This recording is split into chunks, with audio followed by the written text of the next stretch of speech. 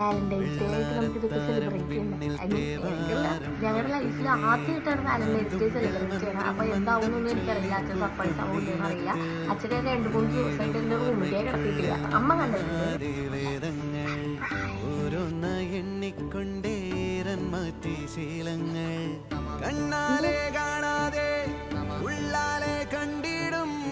Guys, അപ്പൊ ഐസുവിന്റെ birthday വിഷസിന് video എടുക്കണം എന്ന് പറഞ്ഞിട്ടാണ് ഞാൻ പുറത്തേക്ക് വിളിച്ചത്.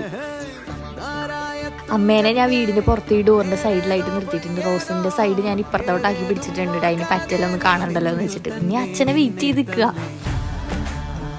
Happy Valentine's day. അച്ഛനിത് ഒട്ടും പ്രതീക്ഷിച്ചില്ല. അതാണ് മുഖത്തെ സന്തോഷം തന്നെ നോക്ക്. ആദ്യമായിട്ടായിരിക്കും ഇങ്ങനെ ഒരു സർപ്രൈസ് ഒക്കെ കിട്ടുന്നുണ്ടാവുക. എല്ലാം കഴിഞ്ഞിട്ട് അച്ഛനെ ചോദിക്കുക അപ്പൊ ഐസുവിന്റെ വീഡിയോ എടുക്കണ്ടേ എന്നൊക്കെ.